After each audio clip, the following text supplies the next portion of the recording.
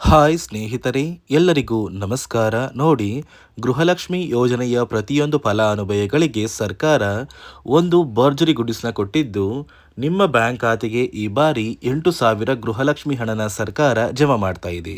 ಹೌದು ವೀಕ್ಷಕರೇ, ಪ್ರತಿ ಫಲಾನುಭವಿಗಳಿಗೂ ಈ ಬಾರಿ ಖಂಡಿತವಾಗಿಯೂ 8,000 ಹಣ ಬರ್ತಾ ಇದೆ. ಯುಗಾದಿ ಹಬ್ಬದ ಪ್ರಯುಕ್ತವಾಗಿ ನಿಮ್ಮ ಬ್ಯಾಂಕ್ ಖಾತೆಗೆ 8,000 ಗೃಹಲಕ್ಷ್ಮಿ ಹಣ ಬರ್ತಾ ಇರೋದು ನಿಜ. ಅದೇ ರೀತಿ ನೀವು ಇನ್ನು ಮುಂದೆ ಗೃಹಲಕ್ಷ್ಮಿ ಹಣನ ಪ್ರತಿ ತಿಂಗಳು ಪಡಿಬೇಕು ಅಂದರೆ ಪ್ರತಿ ವರ್ಷದ ಅಂತ್ಯದಲ್ಲಿ ಗೃಹಲಕ್ಷ್ಮಿ ಯೋಜನೆಗೆ ಮರು ಅರ್ಜಿನ ಸಲ್ಲಿಸಬೇಕು ಅಂತ ಸರ್ಕಾರ ಆದೇಶನ ಕೊಟ್ಟಿದ್ದು, ಸುಮಾರು 2 ಲಕ್ಷದ ಅಧಿಕ ಸಾವಿರ ಫಲಾನುಭವಿಗಳಿಗೆ ಇನ್ನು ಮುಂದೆ ಗೃಹಲಕ್ಷ್ಮಿ ಹಣ ಕ್ಯಾನ್ಸಲ್ ಆಗಿದೆ. ಮತ್ತು ರೇಷನ್ ಕಾರ್ಡ್ ಹೊಂದಿರುವ ಪ್ರತಿ ಕಾರ್ಡ್ದಾರರಿಗೆ ಸರ್ಕಾರ 2 ಭರ್ಜರಿ ಗುಡಿಸಲ ಕೊಟ್ಟಿದ್ದು, ಸರ್ಕಾರದಿಂದ ಈ ಗೃಹಲಕ್ಷ್ಮಿ ಯೋಜನೆಯ 8,000 ಹಣ ಹೇಗೆ ಮತ್ತು ಯಾವ ಜಿಲ್ಲೆಗಳಿಗೆ ಬರ್ತಾ ಇದೆ ಅಂತ ತಿಳಿಸ್ಕೊಡ್ತಾ ಇದ್ದೀನಿ. ಅದಕ್ಕಿಂತ ಮೊದಲು ನೋಡಿ ವೀಕ್ಷಕರೇ, ನೀವೇನಾದ್ರೂ ಇನ್ನೂ ಕೂಡ ನನ್ನ ಚಾನಲ್ನ ಸಬ್ಸ್ಕ್ರೈಬ್ ಆಗಿಲ್ಲ ಅಂದರೆ ದಯವಿಟ್ಟು ಪ್ರತಿಯೊಬ್ಬರು ಚಾನಲ್ನ ಸಬ್ಸ್ಕ್ರೈಬ್ ಮಾಡ್ಕೊಳ್ಳಿ, ಹಾಗೆ ವಿಡಿಯೋಗೆ ಒಂದು ಲೈಕ್ನ ಕೊಡಿ. ಹೌದು ಸ್ನೇಹಿತರೆ, ಸರ್ಕಾರ ಕೊನೆಗೂ ಗೃಹಲಕ್ಷ್ಮಿ ಯೋಜನೆಯ ಪ್ರತಿಯೊಂದು ಫಲಾನುಭವಿಗಳಿಗೆ ಈಗಾಗಲೇ ಯುಗಾದಿ ಹಬ್ಬದ ಪ್ರಯುಕ್ತವಾಗಿ ಇದೀಗ 8,000 ಗೃಹಲಕ್ಷ್ಮಿ ಹಣನ ನಿಮ್ಮ ಬ್ಯಾಂಕ್ ಖಾತೆಗೆ ಜಮಾ ಮಾಡುವುದಾಗಿ ಭರ್ಜರಿ ಗುಡ್ಡಿಸ್ನ ಕೊಟ್ಟಿದೆ. ಹೌದು ವೀಕ್ಷಕರೇ, ಇನ್ನೇನು ಕೆಲವೇ ದಿನಗಳಲ್ಲಿ ಯುಗಾದಿ ಹಬ್ಬ ಬರ್ತಾ ಇದೆ. ಇದೇ ಕಾರಣಕ್ಕೆ ಫಲಾನುಭವಿಗಳು ಯಾರೆಲ್ಲ ಇನ್ನು ಕೂಡ ಗೃಹಲಕ್ಷ್ಮಿ ಯೋಜನೆಯ ಸಾಕಷ್ಟು ತಿಂಗಳ ಹಣ ಬಾಕಿ ಇದೆ ಅಂತ ಹೇಳ್ತಾ ಇದ್ರಿ, ಇಂತಹ ಫಲಾನುಭವಿಗಳಿಗೆ 26ನೇ ಕಂತು, 27ನೇ ಕಂತು, 28ನೇ ಕಂತು ಮತ್ತು 29ನೇ ಕಂತು ಒಟ್ಟು 4 ತಿಂಗಳ 8,000 ಗೃಹಲಕ್ಷ್ಮಿ ಹಣನ ನಿಮ್ಮ ಬ್ಯಾಂಕ್ ಖಾತೆಗೆ ಸರ್ಕಾರ ಈಗಾಗಲೇ ಜಮಾ ಮಾಡ್ತಾ ಇದ್ದು, ಸುಮಾರು ಸಾಕಷ್ಟು ಜಿಲ್ಲೆಯ ಫಲಾನುಭವಿಗಳು ಈ ಒಂದು ಹಣನ ಪಡ್ಕೊಂಡಿದ್ದಾರೆ. ಬೆಂಗಳೂರು ನಗರ, ಬೆಂಗಳೂರು ಗ್ರಾಮಾಂತರ, ರಾಮನಗರ, ಚಿಕ್ಕಬಳ್ಳಾಪುರ, ಚಿತ್ರದುರ್ಗ, ದಾವಣಗೆರೆ, ಕೋಲಾರ, ಶಿವಮೊಗ್ಗ, ತುಮಕೂರು ಈ ಜಿಲ್ಲೆಗಳಿಗೆ ಈಗಾಗಲೇ ಹಣ ಜಮಾ ಆಗಿದೆ. ಅಂದರೆ 4,000 ಗೃಹಲಕ್ಷ್ಮಿ ಹಣ ಜಮಾ ಆಗಿದೆ. ಬಾಗಲಕೋಟೆ, ಬೆಳಗಾವಿ, ವಿಜಯಪುರ, ಧಾರವಾಡ, ಗದಗ, ಹಾವೇರಿ, ಉತ್ತರ ಕನ್ನಡ ಈ ಜಿಲ್ಲೆಗಳಿಗೂ ಕೂಡ ಸರ್ಕಾರ ಗೃಹಲಕ್ಷ್ಮಿ ಯೋಜನೆಯ 26, 27ನೇ ಕಂತಿನ ಹಣನ ಜಮಾ ಮಾಡ್ತಾ ಇದ್ದು, ಇನ್ನು ಕೂಡ ಸಾಕಷ್ಟು ಫಲಾನುಭವಿಗಳು ಈ ಒಂದು ಹಣನ ಪಡ್ಕೋತಾ ಇದ್ದಾರೆ. ಅದೇ ರೀತಿ ಬಳ್ಳಾರಿ, ಬೀದರ್, ಕಲಬುರಗಿ, ರಾಯಚೂರು, ಯಾದಗಿರಿ ಮತ್ತು ವಿಜಯನಗರ ಈ ಜಿಲ್ಲೆಗಳಿಗೂ ಕೂಡ ಈಗಾಗಲೇ ಪ್ರತಿಯೊಂದು ಫಲಾನುಭವಿಗಳಿಗೆ 2 ತಿಂಗಳ 4,000 ಹಣ ಬಂದಿದ್ದು, ಉಳಿದಿರುವ 28ನೇ ಕಂತು ಮತ್ತು 29ನೇ ಕಂತಿನ ಹಣ ಕೂಡ ಜಮಾ ಆಗ್ತಾ ಇದೆ.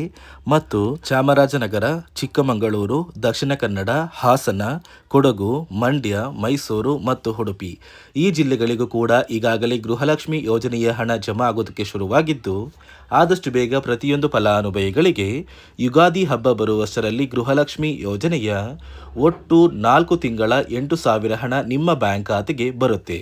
ಆದರೆ ಈ ಬಾರಿ ಸುಮಾರು ಸಾಕಷ್ಟು ಫಲಾನುಭವಿಗಳಿಗೆ ಗೃಹಲಕ್ಷ್ಮಿ ಹಣನ ಸರ್ಕಾರ ಕ್ಯಾನ್ಸಲ್ ಮಾಡ್ತಾ ಇದೆ. ಯಾಕಂದ್ರೆ ಸುಮಾರು 2,50,000ಕ್ಕಿಂತ ಅಧಿಕ ಫಲಾನುಭವಿಗಳು ಮರಣ ಹೊಂದಿದ್ದು, ಅವರ ಬ್ಯಾಂಕ್ ಖಾತೆಗೆ ಗೃಹಲಕ್ಷ್ಮಿ ಹಣ ಇನ್ನೂ ಕೂಡ ಜಮಾ ಆಗ್ತಾ ಇದೆ. ಈ ಒಂದು ವಿಷಯನ ಸರ್ಕಾರಕ್ಕೆ ತಿಳಿದು ಬಂದಿದ್ದು, ಯಾವ ಫಲಾನುಭವಿಗಳು ಮರಣ ಹೊಂದಿದ್ದು ಅವರ ಬ್ಯಾಂಕ್ ಖಾತೆಗೆ ಗೃಹಲಕ್ಷ್ಮಿ ಹಣ ಬರ್ತಾ ಇದೆ, ಅಂತಹ ಫಲಾನುಭವಿಗಳಿಗೆ ಇನ್ನು ಮುಂದೆ ಗೃಹಲಕ್ಷ್ಮಿ ಹಣ ಬರೋದಿಲ್ಲ. ಯಾಕಂದ್ರೆ ನೀವು ಆ ಒಂದು ಹಣನ ಕೂಡ ತಗೊಳ್ಳೋದಕ್ಕೆ ಆಗೋದಿಲ್ಲ. ಪ್ರತಿಯೊಂದು ಜಿಲ್ಲೆಗಳಿಗೂ ಸರ್ಕಾರ ಕೆಲವು ಅಧಿಕಾರಿಗಳನ್ನ ನೇಮಕ ಮಾಡಿ, ಒಂದು ವೇಳೆ ಫಲಾನುಭವಿಗಳು ಮರಣ ಹೊಂದಿದ್ದು ಅವರ ಬ್ಯಾಂಕ್ ಖಾತೆಗೆ ಗೃಹಲಕ್ಷ್ಮಿ ಹಣ ಜಮಾ ಆಗ್ತಾ ಇದ್ರೆ, ಸರ್ಕಾರ ಆ ಫಲಾನುಭವಿಗಳ ಒಂದು ಬ್ಯಾಂಕ್ ಖಾತೆಯಲ್ಲಿ ಇರುವಂತಹ ಪ್ರತಿ ತಿಂಗಳ ಹಣನ ಸರ್ಕಾರ ವಾಪಸ್ ತಗೊಳ್ಳುತ್ತೆ. ಇದೇ ಕಾರಣಕ್ಕೆ ನೀವು ಇನ್ನು ಮುಂದೆ ಪ್ರತಿ ತಿಂಗಳು ಗೃಹಲಕ್ಷ್ಮಿ ಯೋಜನೆಯ ಹಣನ ಪಡಿಬೇಕು ಅಂದ್ರೆ ಪ್ರತಿ ವರ್ಷವೂ ಗೃಹಲಕ್ಷ್ಮಿ ಯೋಜನೆಗೆ ನೀವು ಅರ್ಜಿನ ಹಾಕಬೇಕು. ಅಂದರೆ ನಿಮ್ಮ ಒಂದು ಲೈಫ್ ಸರ್ಟಿಫಿಕೇಟ್ನ ಕೊಟ್ಟು ನೀವು ಗೃಹಲಕ್ಷ್ಮಿ ಯೋಜನೆಯ ಒಂದು ಅಪ್ಲಿಕೇಶನ್ ಏನು ಹಾಕಿರ್ತೀರಾ ಆ ಒಂದು ಅಪ್ಲಿಕೇಶನ್ನ ರಿನಿವಲ್ ಮಾಡ್ಕೋಬೇಕು. ಈ ಒಂದು ಲೈಫ್ ಸರ್ಟಿಫಿಕೇಟ್ ಆಧಾರದ ಮೇಲೆ ನೀವು ನಿಮ್ಮ ಒಂದು ಗೃಹಲಕ್ಷ್ಮಿ ಯೋಜನೆಯ ಹಣನ ಇನ್ನ ಕೂಡ ಪಡಿಬೋದು. ಮತ್ತು ಯಾರೆಲ್ಲ ಫಲಾನುಭವಿಗಳು ಮರಣ ಹೊಂದಿದ್ದು ಅವರ ಬ್ಯಾಂಕ್ ಖಾತೆಗೆ ಇನ್ನ ಕೂಡ ಗೃಹಲಕ್ಷ್ಮಿ ಹಣ ಬರ್ತಾ ಇದೆ, ಅಂತಹ ಫಲಾನುಭವಿಗಳ ಒಂದು ಹೆಸರನ್ನ ಗೃಹಲಕ್ಷ್ಮಿ ಯೋಜನೆಯ ಅರ್ಹರ ಪಟ್ಟಿಯಿಂದ ಸರ್ಕಾರ ಕ್ಯಾನ್ಸಲ್ ಮಾಡುತ್ತೆ.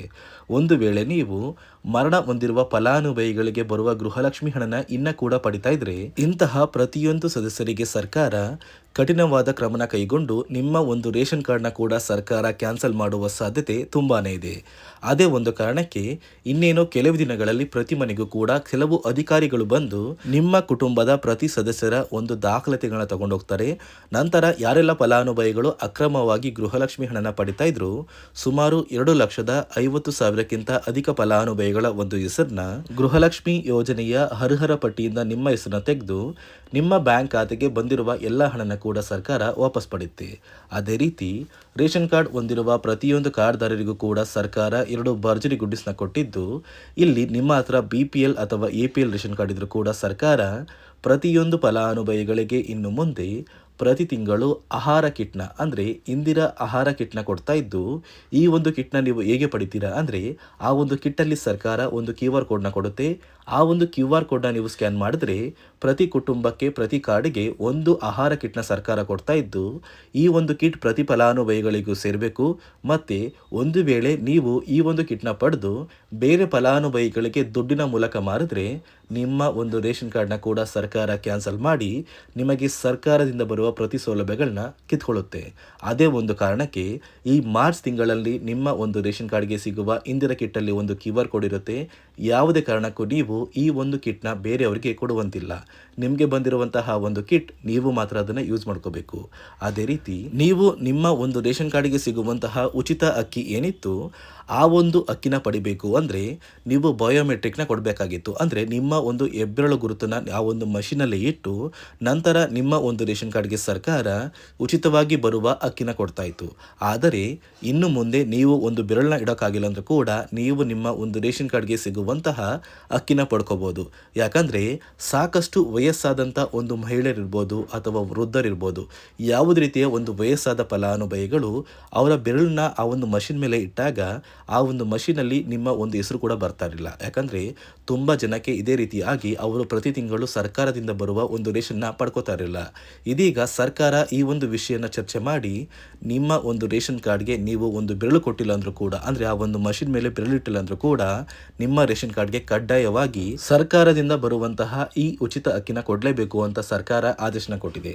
ಒಂದು ವೇಳೆ ಬಯೋಮೆಟ್ರಿಕ್ ಅಂದರೆ ಆ ಮಷೀನಲ್ಲಿ ನೀವು ಬೆರಳಿಡಕ್ಕಾಗಿಲ್ಲ ಅಂದರೂ ಕೂಡ ನಿಮ್ಮ ಒಂದು ರೇಷನ್ ಕಾರ್ಡ್ಗೆ ಲಿಂಕ್ ಆಗಿರುವಂತಹ ಒಂದು ಮೊಬೈಲ್ ನಂಬರ್ನ OTP ಮೂಲಕ ಕೂಡ ನೀವು ಸರ್ಕಾರದಿಂದ ಬರುವ ಆಹಾರ ಪದಾರ್ಥಗಳನ್ನ ಉಚಿತವಾಗಿ ಪಡ್ಕೋಬಹುದು.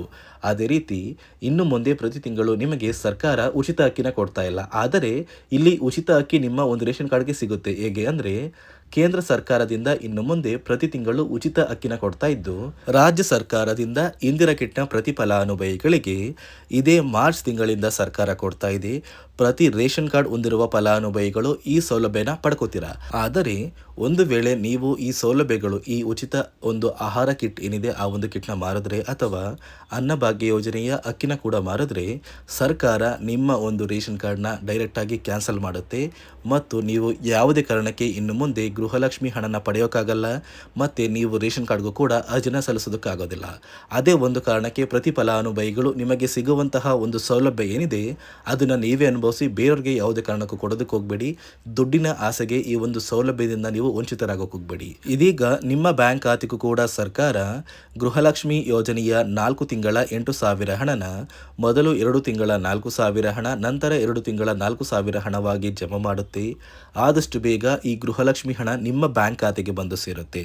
ಅದೇ ರೀತಿ ಪ್ರತಿ ವರ್ಷ ಕೂಡ ಗೃಹಲಕ್ಷ್ಮಿ ಯೋಜನೆಯ ಹಣನ ಪಡಿಬೇಕು ಅಂದರೆ ಪ್ರತಿ ತಿಂಗಳು ಹಣ ಜಮಾ ಆಗಬೇಕು ಅಂದರೆ ಪ್ರತಿ ವರ್ಷ ನೀವು ಗೃಹಲಕ್ಷ್ಮಿ ಯೋಜನೆಗೆ ಮತ್ತೆ ಅರ್ಜಿನ ಹಾಕಬೇಕು, ಅಂದರೆ ರಿನ್ಯೂವಲ್ ಮಾಡ್ಕೋಬೇಕು ಅಂತ ಹೇಳ್ತಾ ಆದಷ್ಟು ಬೇಗ ರೇಷನ್ ಕಾರ್ಡ್ ದಾರರಿಗೂ ಕೂಡ ಭರ್ಜರಿ ಗುಡ್ಡಿ ಸಿಗುತ್ತೆ ಅಂತ ಹೇಳ್ತಾ ಇದಿಷ್ಟು ಸರ್ಕಾರದಿಂದ ಬಂದಿರುವ ಹೊಸ ಮಾಹಿತಿಯಾಗಿದೆ. ನಾನು ಕೊಟ್ಟಿರುವಂತಹ ಮಾಹಿತಿ ನಿಮಗೆ ಇಷ್ಟ ಆಗಿದ್ದಲ್ಲಿ ದಯವಿಟ್ಟು ಪ್ರತಿಯೊಬ್ಬರು ನನ್ನ ಚಾನಲ್ನ ಸಬ್ಸ್ಕ್ರೈಬ್ ಮಾಡ್ಕೊಳ್ಳಿ. ಹಾಗೆ ವಿಡಿಯೋಗೆ ಒಂದು ಲೈಕ್ನ ಕೊಡಿ.